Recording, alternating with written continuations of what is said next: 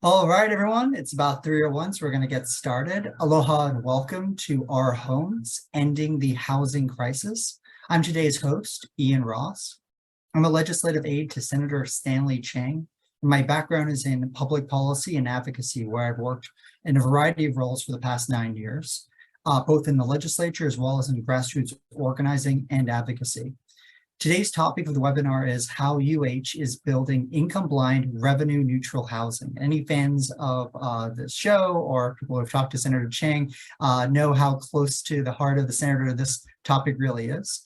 To help us answer that question, we're joined by guest Kalbert Young. Now, I just want to pause for a moment to let you know that we will have Q&A at the end. It can be submitted anytime at the bottom of your Zoom bar. You can see the Q&A button. So please feel free to put questions as we go or at the end. Now to properly introduce our guest. Kalbert Young is the current Vice President for Budget and Finance and the Chief Financial Officer for the University of Hawaii Systems, a position that he's held since early 2015. Kalbert has previously served as the Director of the Department of Finance for the State of Hawaii, as well as Director of Finance for the County of Maui. With that, I would want to let him take it away with his presentation. Thanks for joining us, Kalbert. Hi, Ian. Thank you. Thank you, everyone, for giving me the opportunity to join you this afternoon and an opportunity to share with you what the university is doing in an area that's under my sphere of responsibility for the university. And I think it's been pretty exciting over the last 5 years for the University of Hawaii. And it's crescendoing to a point where now we actually have some projects that probably many people see around town that I think for the little part that the university can do to provide housing for our constituents helps the bigger picture for addressing the statewide need. So I wanted to share with you folks a presentation that we've actually given around to different organizations and industry over the last several months. It helps to lay a historical context for where the university has come from and where we currently are. And it's kind of an interesting story, actually. I've been with the university for about 8 years, and some of the things that have happened over the last 8 years are pretty significant changes to the internal culture that is the university, but also within state government. And the first of all is when I started at the University of Hawaii back in 2015, I wasn't part of the higher education industry in terms of what I had as experience, but I learned a lot in terms of what other peer institutions were doing and what are some of the things that Hawaii and the university were not doing that could be a game changer for us. And one thing was in the development of real estate. The University of Hawaii, like a lot of other public universities, has a lot of land assets, a good portion of which are not used for conventional academic purposes. So for the University of Hawaii, we have hundreds, thousands of acres of land spread throughout the islands in the state, only a small fraction of which is comprised for the campuses. The rest are for either for research or are actually underutilized or not utilized at all. And so it took the first 4 years that I was at the university to convince the university administration and its board of regents, and frankly, even the state legislature, that developing real estate for non-academic purposes is something that other universities do. It's pretty textbook, and that the University of Hawaii could successfully do it. It took a fair amount of years to gain enough support and realization that this is something we can do, but it culminated about 3 years ago with the establishment of a new office, the Office of Strategic Development and Partnership, where the university reassigned its existing, at the time, real estate purposes, which is more leasing arrangements, contract arrangements for real estate, academic land use, into a new office that had a different charge as well, and that was the development of real estate for non-academic purposes. And it also was enabling statewide efforts in the area of transit-oriented development, because with the rail system on the island of Oahu, 4 of the rail's stations exist on 3 of the University of Hawaii campuses, 2 at the University of Hawaii West Oahu, and then at Leeward Community College, and then the planned station in Kalihi at Honolulu Community College. So being able to develop real estate for non-academic purposes, which could be anything from housing, commercial, retail, industrial uses, especially in the transit-oriented development district, to build housing was an important new mission for UH and for the new Office of Strategic Development and Partnership.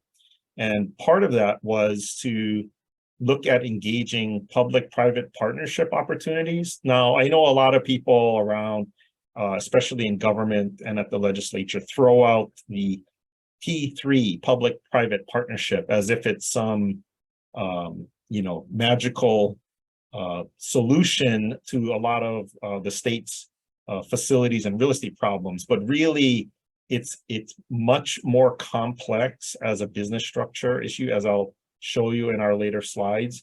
And the university has made significant progress, I think, in successfully implementing P3 projects. And I would actually argue we're one of the few, if not the only, institution within the state that has been thus far successful to do so. So our Office of Strategic Development and Partnership takes care of all the real property administration, which includes our lands that we have under lease, or lands that we lease from private entities, as well as all of our land inventory throughout the entire state. And like I said, we have thousands of acres of land that includes campus lands, research facilities, and other vacant, unused land. It equates to roughly, about 17,000 acres of land spread throughout the major populous islands. Real property administration is not a small task, because it also includes financial management, which includes monetization of the real estate. So one of the charges of the Office of Strategic Development is that we don't develop academic properties, but there does need to be some financial benefit for the university. And that doesn't necessarily always mean that it has to generate a lot of money. It means that if it can achieve objectives that help the overall financial or fiscal condition of the university, that's part of achieving the mission. Land management is a big issue for us at the university, like other state departments. We have a lot of land.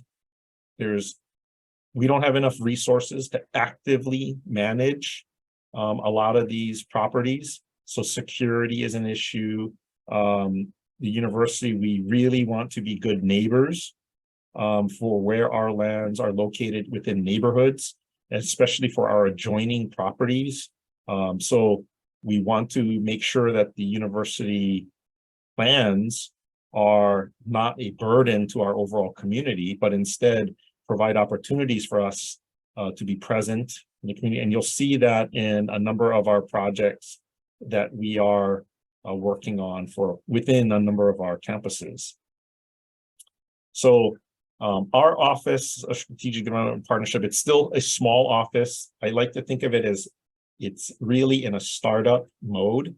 And the director that we have in the office, Michael Shibata, is about 2 years with the university and is really great. He's very energetic.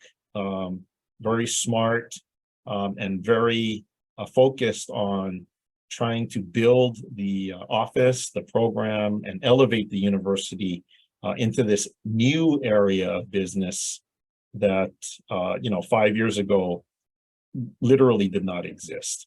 So acquiring land, disposing land that we don't need or is not strategic for the university to have, as well as undertaking all of the entitlement arrangements for our programs that use land, whether they be short or long-term agreements, leases of properties, who gets to use university property and for what purposes.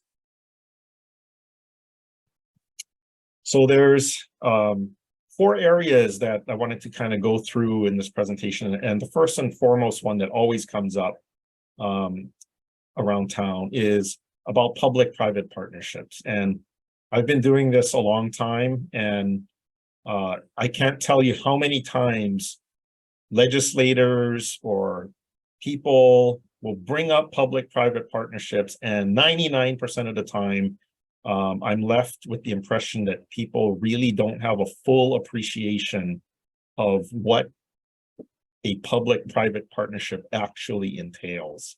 And having done a number of these, and frankly, not done a number of public-private partnerships, there's a lot that the state needs to learn. So even with things like rail or the Aloha Stadium or the Blaisdell project, I mean, to name a few, over the years, people have heard, government officials throwing out the opportunities that public-private partnerships may bring. Not always is that the right solution. And we have found that at UH. We literally have killed more projects rather than doing them as public-private partnerships, because they do not always make sense. And I'd like to highlight some of the projects that we do.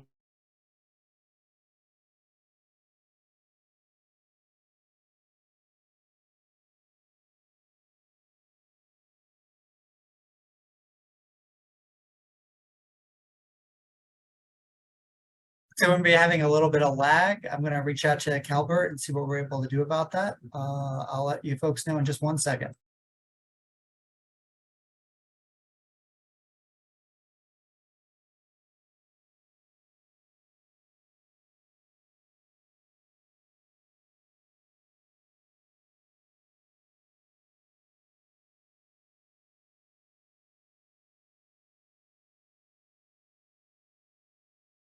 Oh, it is absolutely not private entities. Hey, sorry, Kalbert. I'm really sorry about this, but it looks like we lost connection with you for about 45 seconds there. Can you bring back the slide with the P3s and bring us back up to speed? Yes. Okay. Sorry about that. So No problem. I think I was saying that. Could you share your screen again? Sorry. Oh. Tech problems in the age of Zoom. Thank you so much. Okay.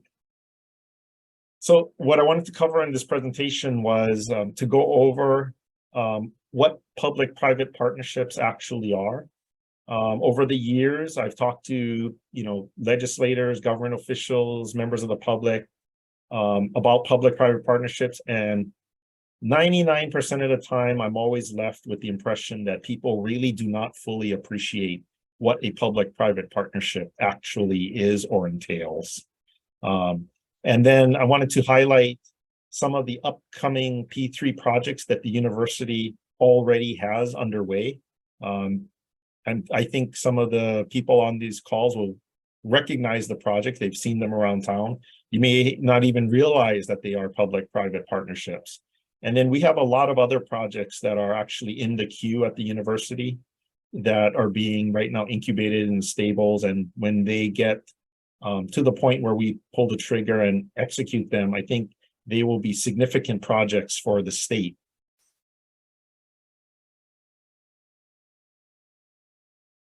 So to start, what is a P3, or what is a public-private partnership?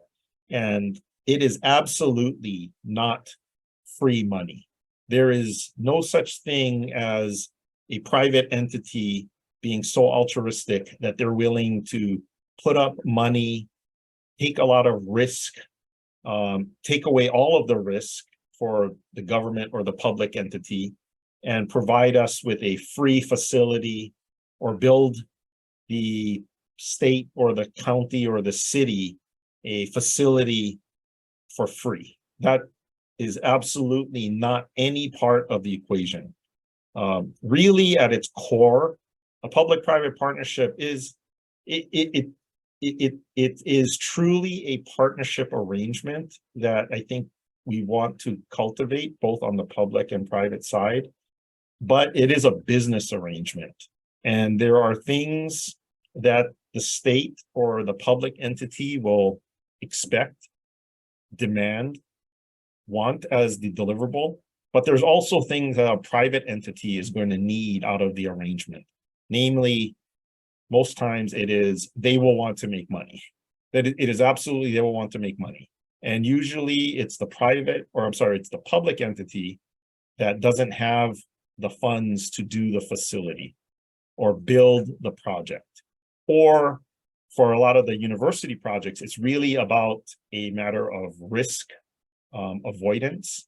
So we've structured a number of our projects to first identify what are some of the risks and liabilities that the university is trying to avoid, and trying to arrange the business structure so that the private partner is willing to accept those levels of risk for a commiserate amount of return, meaning that they have a financial incentive to do the projects. And so right now on this slide, you'll see that there's a horizon of gradient degrees of public-private partnerships. On the left-hand side, it's the completely the conventional government approach, which is right now taxpayers provide monies for government entities to contract with a private contractor to design, contract with a private construction company to build, and then for the government to run, manage, maintain the facility. And the public taxpayer pays for government to manage and maintain this facility. That's on the far left side. On the very opposite of the extreme, it's 100% full privatization, meaning that if a private entity would build it, operate it on their own, they would charge and they would keep all the revenue, and they just build it for largely for their purposes with very little, if any, public input into what that benefit is for the public. And then everything in between is some degree or facet or aspect of those two sides. And it goes from 100% level of risk on the part of the government or public entity on the left to 0% risk on the far right. And then the amount of risk is always, there's some amount always in between.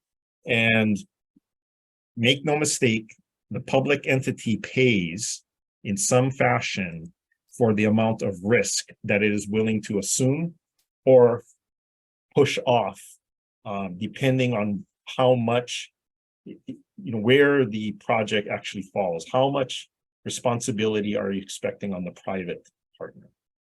So for UH, what we have valued for our P3 projects has been 3 areas. One, first and foremost, in no particular order, but first and foremost, it is risk mitigation overall.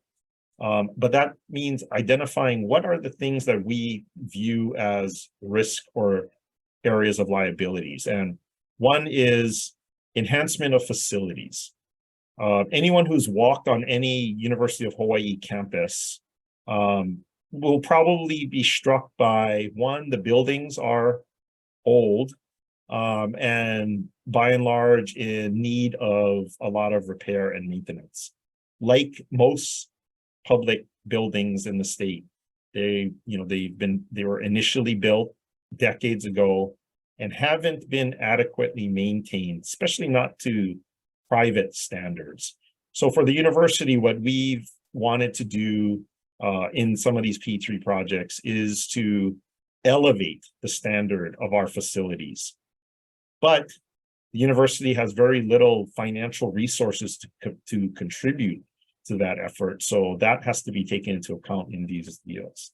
The other side is how much obligations and future liabilities is the university going to have to obligate itself to in order to achieve its risk mitigation or its improvements of facilities with a private partner.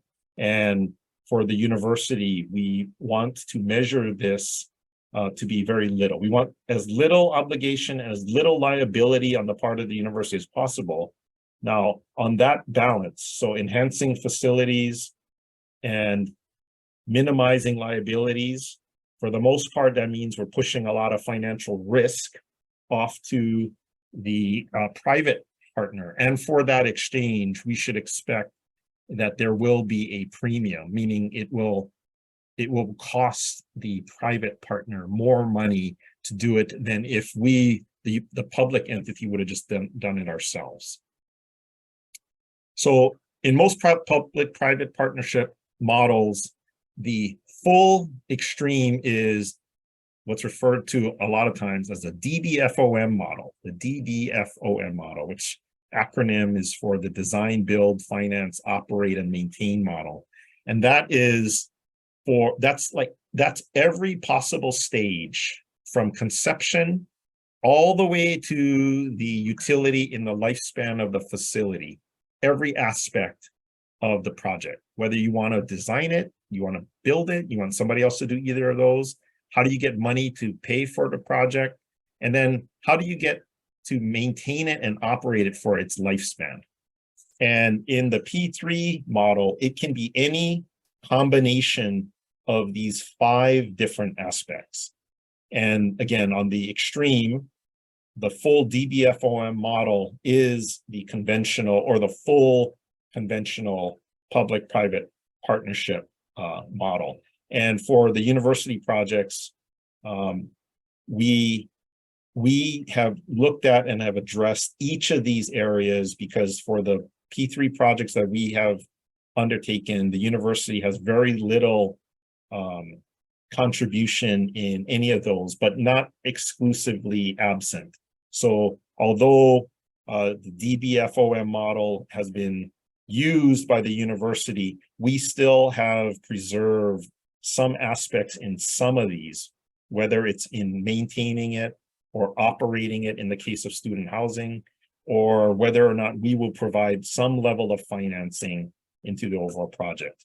And these 5 areas are how the university has viewed limiting its overall risk and its future liability, and which partner or which private partner we have engaged.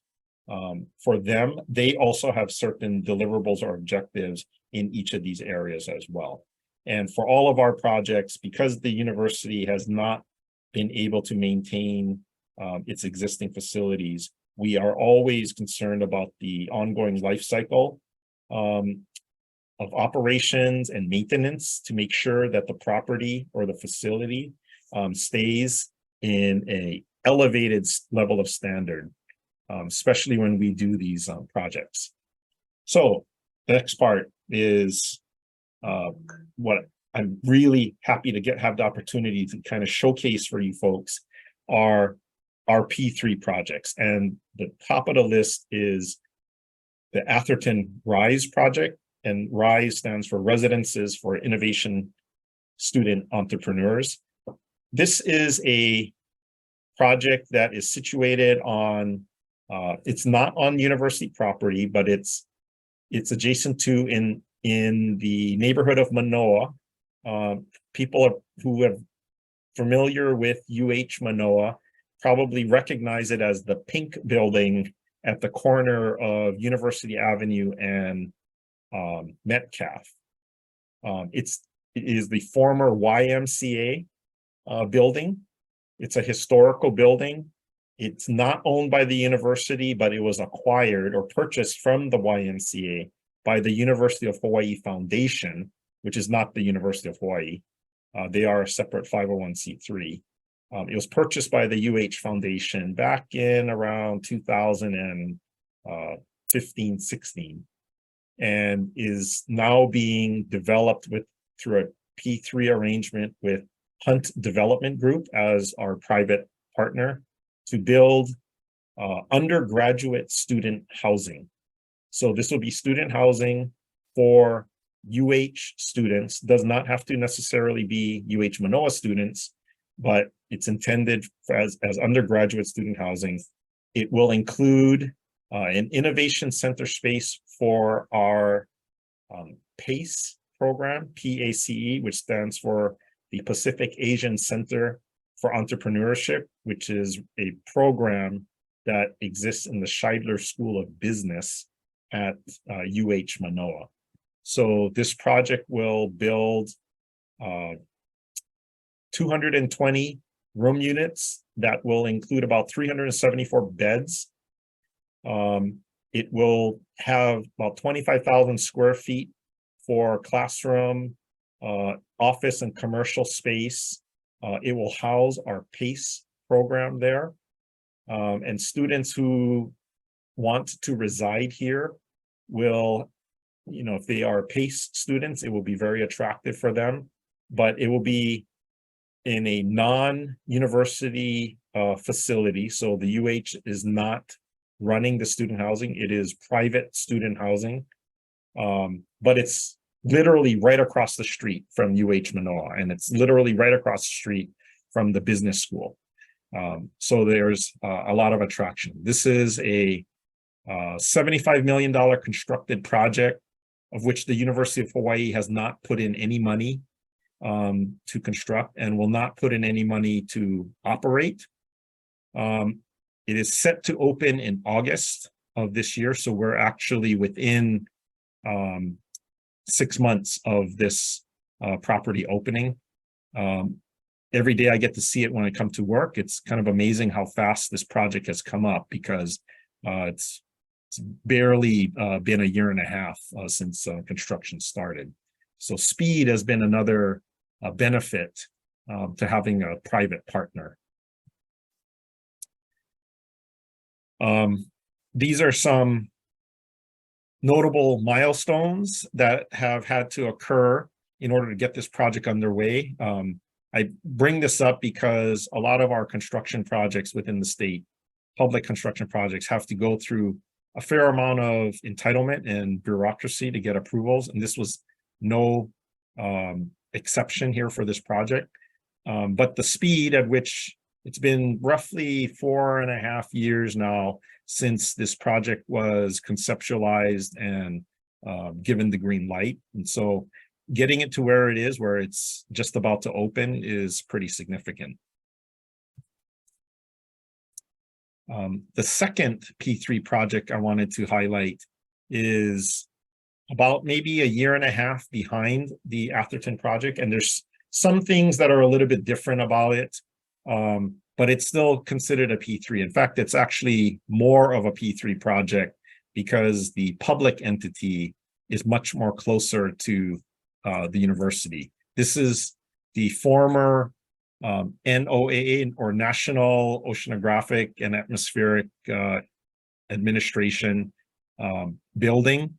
This is on Dole Street, closer to St. Louis Heights Drive. It's across the street from UH Manoa's School for Hawaiian Studies. It's right near the corner of Dole Street and East-West Center Road. And this was a property that was a former federal agency that back right around the turn of the millennium, the feds gave the property to UH because it was surplus property of the Fed. So UH has had it, for about 20 years around there. And like this was another example of an underutilized or not utilized property. So getting it to the point where we have decided that we're going to build housing on the site. It is, unlike Atherton, this is going to be targeted towards more graduate level students. So that could include junior faculty, staff. It can also include married couples or families, with a certain number of kids. There will be a childcare facility built into the ground floor. And for this one, it is on UH property. We did engage a private developer, Greystar. Greystar is also the developer operator of Hale Mahana, which is the private student housing that is across of King Street from Puck's Alley. That is not a University of Hawaii facility. It's not affiliated to the University of Hawaii, but the vast majority of residents at Hale Mahana are UH Manoa students. So this is intended to be also privately managed student housing, but UH Manoa and UH is contributing some of the finances in order to help with the eventual monthly rental rates to try and keep it closer to something that we would consider more affordable. And it is intended for graduate students. This project, like I said, is about maybe a year and a half behind Atherton. It's a $145 million plus project. It's expected to open in the summer of 2025 so that it's ready for that fall semester. This project has not broken ground yet, but just last week, the University Board of Regents did approve moving forward on this project. And it's targeting about 317 room units that will encompass about 559 beds. And right now, the average monthly rental is looking like it's going to be somewhere in the $1,600 to $1,700 range. And like I said, we expect that we will have to go through the same number of entitlement issues that Atherton had. We are right now on the milestone calendar, anticipating the private partner going for financing or securing bond funds to do the project so that the project can be completed in the summer of 2025. There are a number of other projects that I'll quickly go through that we are looking at right now. They include non-campus development on about a 2.5 acre parcel that's adjacent to Leahi Hospital in Kaimuki on the island of Oahu, which is right by Kapiolani Community College. This is another example of a vacant parcel which the university hasn't really been using other than for parking. So this is another opportunity for the university to do something with. I suspect the leading contender will be some form of housing.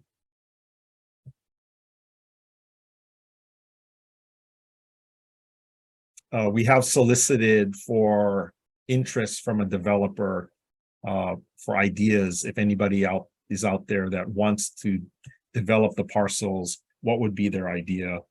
And like I said, I suspect that the leading component would be some form of housing. On the island of Hawaii, there's a lot of land that surrounds the campus proper. And there are a number of opportunities for UH on there, which include housing, but right now, the leading contender is to make it available for renewable energy for that island. This is not energy that would be used or that could be used directly by UH, but it would provide for the broader island and energy supply. And then at West Oahu, which in my opinion right now represents the most significant amount of opportunity for because it includes not only build out of vacant land for the campus, it's a fast growing campus, but there's a lot of vacant land that is available to support transit-oriented development or TOD development. And we have a number of approaches to try to develop around the rail stations. Like I mentioned, the first two rail stations are on West Oahu property.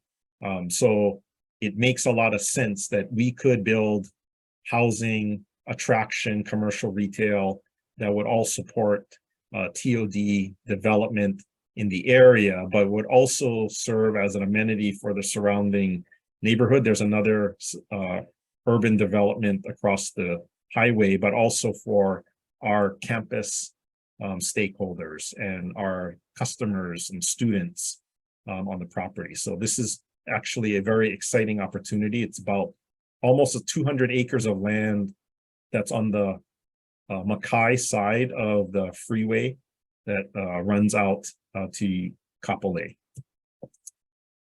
And some of the future initiatives that put out there that are, again, in the stable that we're looking at are TOD opportunities at our other campuses that include Leeward and Honolulu community colleges. But there's actually TOD development in, on other islands as well, like on Kauai and Hilo. And they may not have rail, but these are developments that could be meaningful to help overall with transit and transportation needs. And then Manoa, we have a shortage of not only student housing, but also faculty housing. And we have projects that want to try and address in providing more inventory for faculty and staff housing.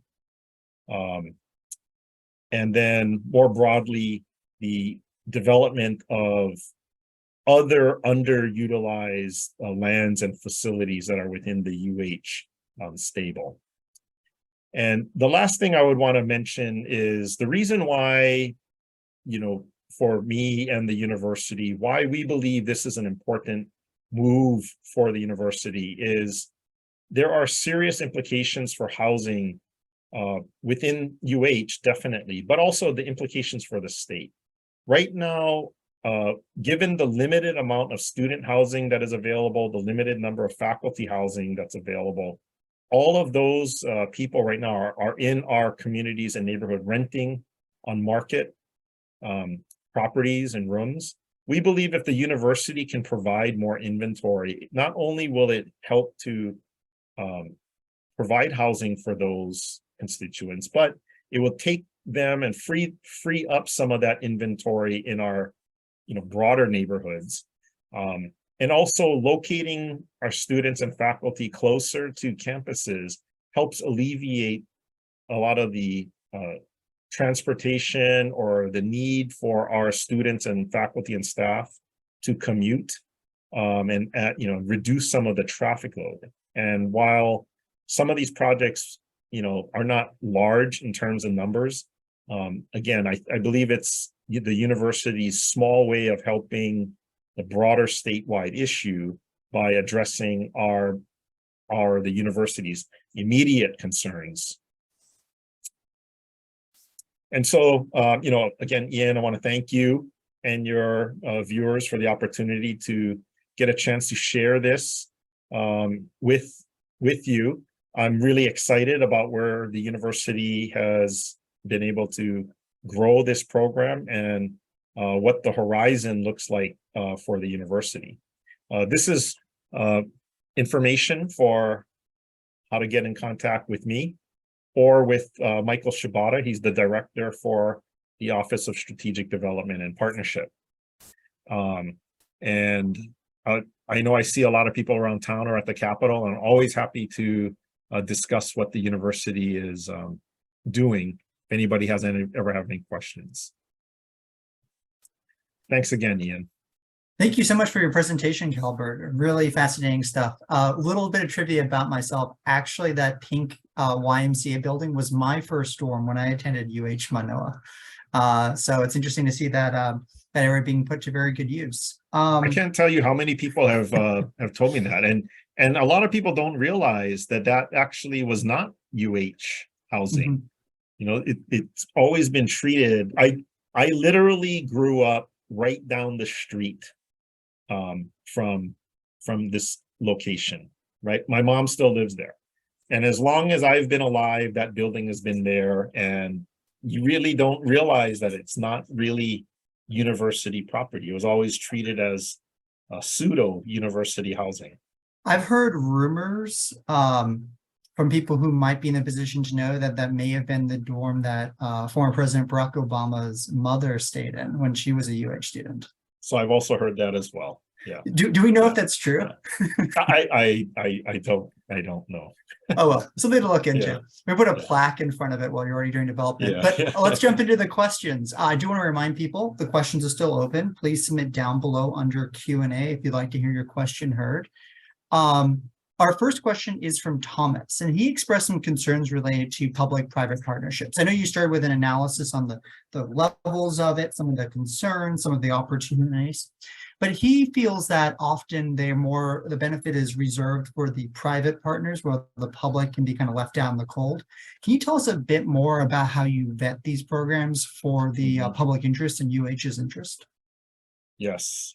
And the cynical side of me will tell you that from my experience, although it's a partnership, okay, the goals and the incentives are not always mutually aligned. In fact, most of the times they're not. They're competing, right? So like how I mentioned, one of the main focuses for me and the university has been to offshore risk. Well, of course, if you're the private partner, you don't want to accept risk. You would like to get the same level of high return with very minimal risk. So there is a tension that is inherent in this partnership. And what I've found over the years working with this, especially with other government entities that tout their public-private, I'm going to air quote, public-private partnership arrangements, is that there's a very low level of sophistication on the part of government and government employees in negotiating these arrangements. And literally, there are hundreds of deal points in creating these structures. And if you're not akamai enough to negotiate these points, we will be left out. I mean, even for myself and Michael Shibata, who we do this for a living, and we've been doing this for a number of years, but this is not our full-time job. It's not the only job we have, versus these private partners. Literally, this is their line of business. They do this every single day. There's a number of deals across the country that they're working. So government and the public side is often inherently at a disadvantage. So for what I do for the university and what Michael Shibata does for the university is we are very dogged in terms of what the university needs from the arrangement. And we identify these upfront before we undertake a project. What does the university absolutely need to see delivered as an objective? What does the university consider important? And we're very cognizant about these hundreds of deal points that come up along the way. And we make no illusions that, that this is a partnership where everybody is all friendly and mutually agreeable. It's a business deal. Okay, so there are some things that you have to be willing to give up on. There are things that you absolutely should expect that you're going to achieve as objectives for those things you give up on. So the very clear one that I often get is, I don't know if somebody else is going to ask for it, but hey, why is the rents at Atherton so expensive? Right? Ian, probably like, hey, when you stayed there, it probably was, $1,500 for the whole semester, right? Why are you charging them like $1,500 a month now? Okay. Well, like I said, for the university, we are not putting in any money into that arrangement. We didn't put up any money to fund it construction wise. We're not planning to operate it. We're not putting people there that are going to run and operate it. So we're not really making any real investment in it. If we're not willing to do that, why should we, be expecting that the private partner who's going to have to take on all of that responsibility and that liability, why can't they set the rate? And what we want to protect against is that it's not some exorbitant amount of rent that is beyond the market, or that it's, just beyond the realm of possibility for our students. So that way we kind of like manage what is our expectations, but it's also about what do we need to see as our deliverable. Well, I'm really glad you ended on the topic of the cost per unit. So we got a few questions about the units themselves and some of the costs. First, Ken Farm is the chair of the Kalihi Neighborhood Board, and he asks, are all these rooms shared 2 beds per room? There's that's actually a really good question. So there's a mixture of room units. They start from 1-bed studios all the way up to 4-bed, 3-bedroom units. And there's a combination in between, Okay. 2-bed, 1 bedroom, 2-bed, 2-bedroom, that kind of thing. So there's a mixture, and there's different rates for the unit. That's actually very consistent now with the Halimahana, which is the private student housing that I mentioned across the Pucks Alley. That was built back in 2017, 18. And it's much more contemporary than any of the housing inventory that we have at UH Manoa on campus. So it's much more modern in terms of how it's organized, situated, structured. And that is one thing that's different because anybody who stayed at student housing at UH Manoa, we haven't built anything new since the 80s. So any of us who have gone there, we lived in circa 1980s modeled student housing. That's not how student housing is marketed nowadays. So yeah, it's very different. It's more closer to a private housing units rather than a conventional dormitory style. Quick question on that one. Wasn't Freer Hall built in the mid 2000s? It was renovated. There was a major renovation. Okay. Yeah. That's Freer is the most recent renovation. Okay. I remember before that renovation, it was referred to as the dungeon by some students. So it was a rather spectacular renovation. I thought they tore the whole thing down and rebuilt it. It was pretty substantial. So Freer is the most expensive on-campus student housing. It's also the most, I'm going to air quote again, modern. Yeah. In that it's the only facility that has air conditioning. Yeah. Betty had a question too. She wanted some clarification on a slide for the NOAA project, the graduate students. It said something like 1,600 to 1,700 for a 1-bedroom, but then for the 2 bedrooms, it said 1,700 per bed. Does that mean sharing units is somehow more expensive than having your own? Again, it depends on what the actual unit is, because there will also be a range of unit types there.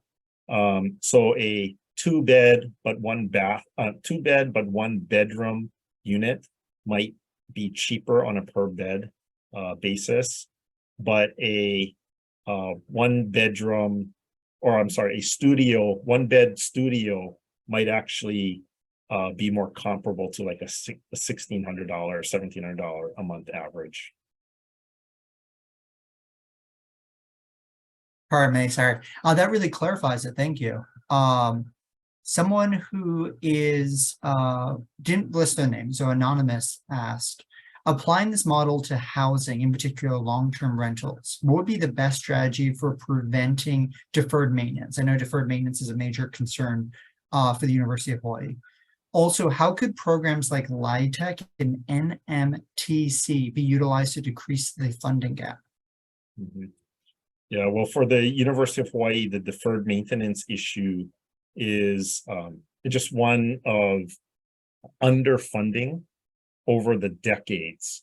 So housing at UH Manoa has been cheap, always been cheap, cheaper than market, which is great for the residents. But it's actually the result of UH not setting aside sufficient resources to address ongoing maintenance. And after a period of time, it ends up being deferred maintenance, and it becomes deferred maintenance pretty quickly.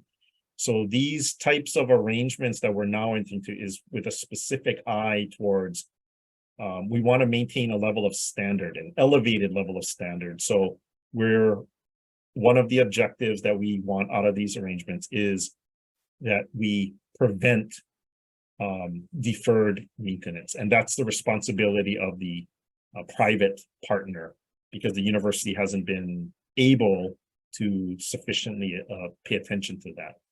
If we took this model and applied it to non-university housing,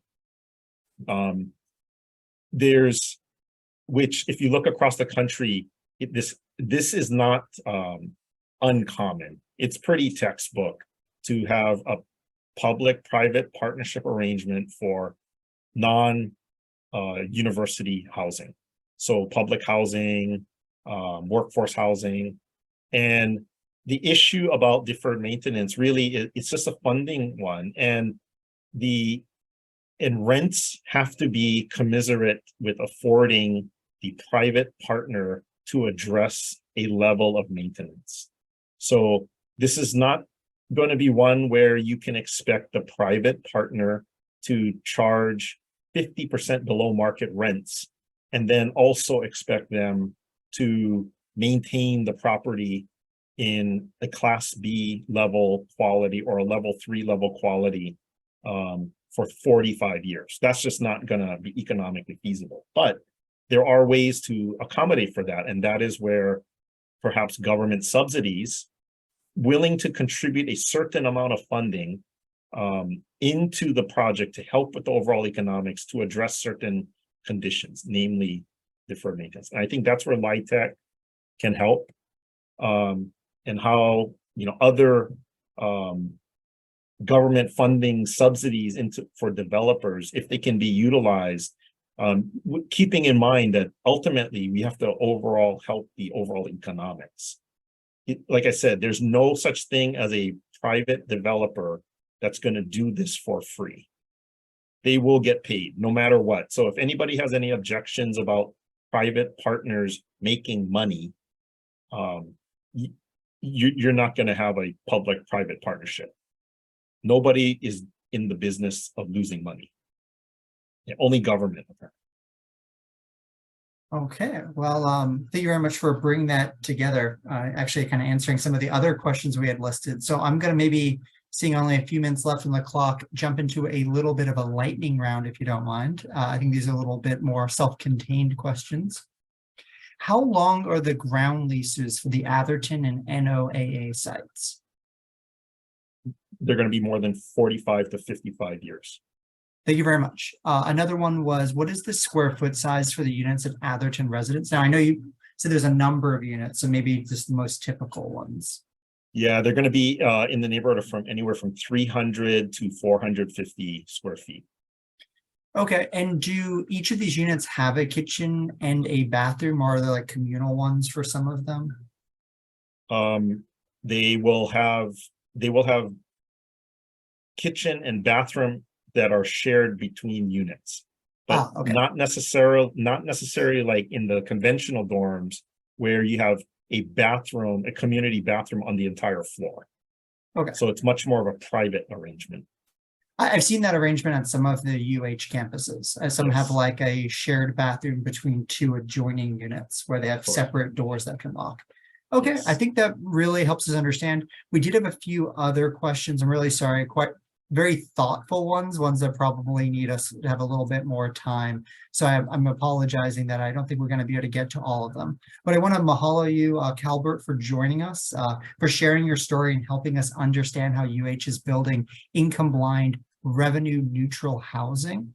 And I also just want to thank all of our attendees for being here and sharing your thoughtful questions. Kalbert did share his email earlier in one of the slides. We're going to be sharing a recording both on YouTube and Spotify. So for people who are interested in hearing all the presentation again, be on the lookout for those links.